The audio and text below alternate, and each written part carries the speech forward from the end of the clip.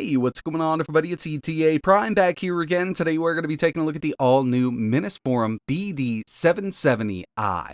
Now, Minisforum is definitely known for making mini PCs, but recently they've gotten to the mini ITX all-in-one motherboard market, and these are actually really awesome. Last month, we took a look at their first edition, which was the AD650i. It was powered by an Intel CPU with integrated graphics. But today, we've got the AMD counterpart, and this thing is going to come in really handy for building small form factor PCs, or even just a full-fledged gaming PC, because this thing's actually packing a really powerful CPU. Now again, this is known as the Minisforum BD770i, and we've got an AMD Ryzen 7 7745HX running it up to 100 watts in this motherboard. 8 cores, 16 threads. It is based on Zen 4, so we can definitely expect some really good CPU performance when it comes to single and multi-core. Pre-installed cooler. You can add your own 120mm fan. It also has a pretty beefy M.2 SSD cooler. And we've got a full-size PCIe 5.0 X16 slot, so we can add a graphics card to this motherboard. It's not just going to be relying on integrated graphics. In this video, I've got a lot to show you. We're actually going to be putting together a really powerful gaming PC with this motherboard. But before we get into it, I do want to mention that this video is sponsored by Ridge. Now, you're probably familiar with the Ridge wallets, and recently I actually made the switch from an old trifold wallet that I'd replace every 3 years to the Ridge wallet. And personally, I couldn't be any happier. Now, over on their website, they do offer over 30 different color variants. Their brand new Hyper Lime is the one that I'm actually using right now, along with their Hyper Lime key case. And, they're definitely known for making the wallets, but they also offer these really awesome key cases here. So if you're also looking to keep your keys organized, this is a really great option. It actually holds up to 6 keys. And right now, with their Black Friday and Cyber Monday deals they have going on, if you head over to ridge.com/ETAPRIME, you can get up to 30% off. And another perk here is if you use my link, you can enter your email or your phone number for a free chance to win a Ridge bundle worth $4,000. No purchase necessary. And really, if you want to avoid giving bad gifts this holiday season, Ridge is definitely perfect for your loved ones. Remember, you can get 30% off by heading over to ridge.com/ETAPRIME. So with this, we can build a full-fledged gaming PC, and it's actually going to be putting down some really good performance. And when it comes to I/O, around back here, we've got a 2.5 gigabit Ethernet port, 2 USB 2.0 Type A ports, 2 USB 3.2 Gen 2 ports, full-size HDMI, full-size DisplayPort, and USB Type-C, which supports Alt Display mode, so 3 displays out of the motherboard. But remember, we can always install a GPU and get even more there. Now, inside of the box, along with the motherboard, we have our rear I/O plate. We've also got a 120mm fan bracket, so it can go right on top of that pre-installed CPU cooler. Lots of hardware for getting our M.2 SSDs installed, and a wireless antenna system. When it comes to the overall specs here, for the CPU, we've got that AMD Ryzen 7 7745HX. It is based on Zen 4, 8 cores, 16 threads, base clock of 3.6 GHz with a boost up to 5.1. It also has a built-in Radeon 610i GPU at 2200 MHz based on RDNA 2, but we're not going to be utilizing that in this build. Dual channel SODIMM DDR5 up to 5200 megatransfers per second. 2 M.2 2280 PCIe 5.0 SSD slots. It also has one M.2 2230 key E slot for a Bluetooth and Wi-Fi module. This did come pre-installed with Wi-Fi 6. And of course, we've got that PCIe 5.0 X16 slot, so we can add a really nice GPU to this little build. And in order to put everything together, I will need some extras here. When it comes to storage, I'm going with the 2TB M.2 SSD from Aorus, 32 gigabytes of DDR5 RAM from Crucial, and to tell you the truth, until I get this inside of the case, I haven't decided what fan I'm going to go with. It does support a 120mm fan with the bracket, but I could do some modification, use an 80 if I wanted to. I'll figure it out by the end. I've got a lot of choices. And of course, going small form factor would kind of be the way to go, but when it comes to low-profile GPUs, we've got really one good option right now. That's the GTX 4060. And I wanted to pair this board up with a much larger, more powerful AMD GPU, so the build here will be larger.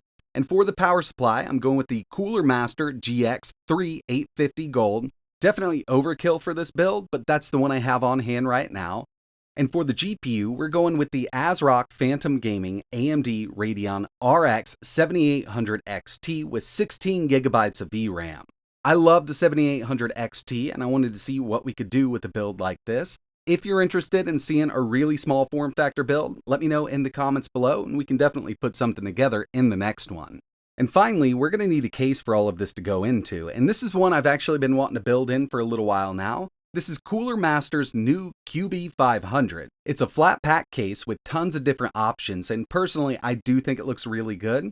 They do send along a few different colored panels. I'm going to go with the green here. I think they call it Mochi.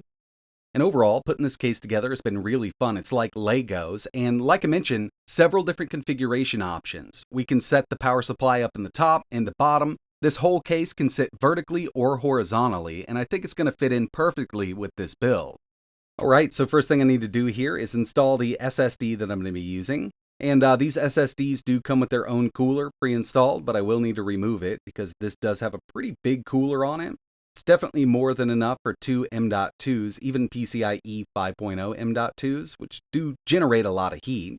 2 terabytes is going to be more than enough for this little setup here. Next, we'll go ahead and install the RAM. 32 gigabytes running in dual channel, and this does utilize SODIMM, as you can see. Now we'll just go ahead and set the whole unit inside of the case. And again, I will decide on the fan once I get everything put together. Not sure what I really want to go with here. Now it's time to add the GPU, and I did have to rearrange that power supply. Initially, I kind of wanted it up front, but since ASRock adds these really massive coolers to their GPUs, it just wouldn't fit, so I had to put it in the lower area. But with the power supply now kind of out of the way, shouldn't have a problem putting this in here.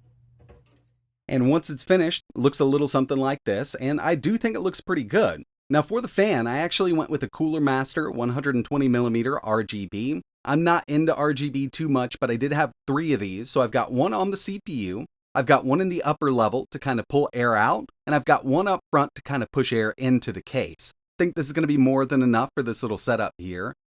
Okay, so first things first, I wanted to give you a look at the BIOS, and they are using the new Minisforum visual BIOS, really easy to navigate. From Advanced, we're going to go to AMD CBS, SMU Common Options, System Configuration. Now, out of the box, this was set to Auto. We've got a 45, 55, and a 75. I've actually done some testing at Auto, and this does boost up to 100 watts. But from here, we can actually adjust the Smart Shift control if you wanted to. Now, lots of other settings in here, obviously.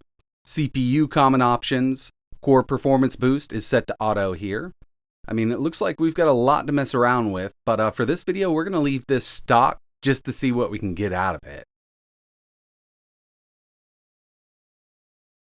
Okay, so I've been up and running with this system for a little while now. Everything's been working really well. As you can see, we have that AMD Ryzen 7 7745HX. Got 32 gigabytes of DDR5 RAM here. And of course, we've got that RX 7800 XT. 16 gigabytes of GDDR6 VRAM. Personally, one of my favorites right now. But the first thing I wanted to show you here was what kind of TDP this is running at. Now we took a look at the BIOS and we can adjust it. We're set to auto right now, and to do this, what I'm going to use is CPU-Z. We're just going to stress it out, and right down here in core temp, you can see this jumps up to 100 watts.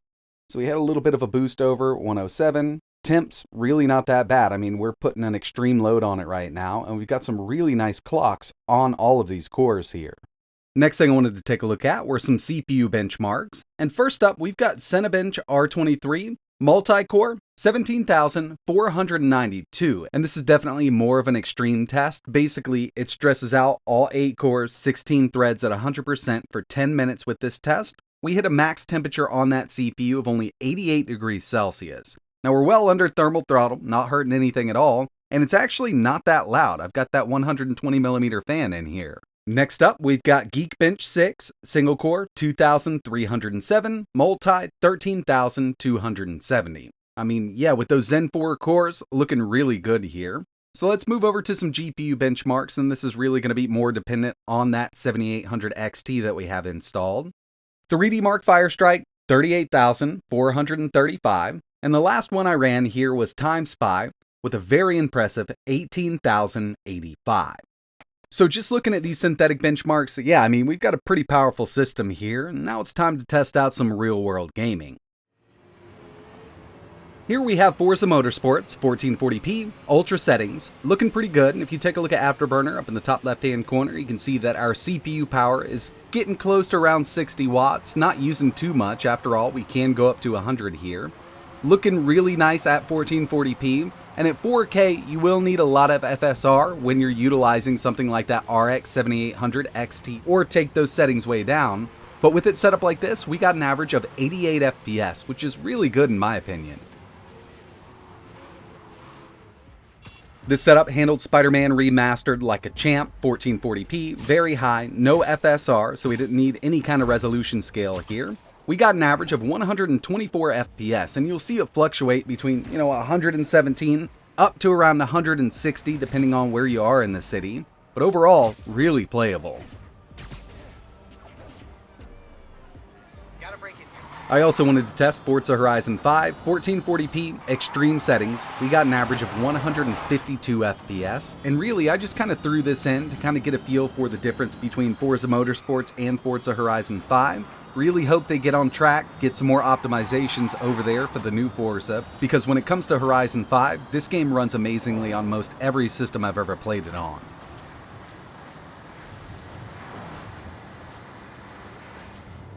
The next game I wanted to test was Cyberpunk 2077, and as you can see here, we're getting some great performance out of this machine. 1440p Ultra, we don't have ray tracing on. I'm not a huge fan of ray tracing in the first place, but I've tested it quite a lot on these AMD cards. Really kind of falls on its face. Now, it's totally possible to use ray tracing here, but if we went to ray tracing Ultra right now, we'd also have to take FSR to performance in order to get a really steady 60 out of it. And finally, we've got Starfield 1440p high. Now we're in a city, we're in Jemison right now, and I always like to test in these cities just to see if we can go over 60 with it, because if you tried this when it first released, it probably kind of ran like crap on your PC. But now with driver optimizations from Nvidia and AMD, we're seeing some decent performance, but we are over 60 FPS in cities with a setup like this. Okay, so first impressions here for the Minisforum BD770i. I really do like the fact that they've done this. They've paired a really powerful mobile Zen 4 APU or CPU here. We're not really utilizing, the iGPU with a nice mini ITX motherboard. Retail on this over on their website is $399 at the time of making this video. And yeah, you could actually get out cheaper going this route if you want to build a Zen 4 mini ITX system. This also comes with Bluetooth and Wi-Fi. Obviously, we've got that cooler, motherboard, and CPU ready to go. But if you don't mind spending a little more, you could go with a more powerful AM5 socket CPU and a mini ITX board. Now, I will admit that the AM5 mini ITX board prices are kind of ridiculous. So this could definitely be a good option for a lot of people out there. With the system we've built today, we've definitely got a much larger form factor than I really like, but I couldn't fit that 7800 XT in any other smaller case, so I went with this one here, 33 liters. If you want to see a small form factor build, like a 5-liter small form factor build with an RTX 4060 and this board, let me know in the comments below. If you're interested in learning a little more, maybe even picking up a Minisforum BD770i motherboard/CPU combo, I'll leave some links in the description. If there's anything else you want to see running on this system, let me know down below. But that's going to wrap it up for this one. And like always, thanks for watching.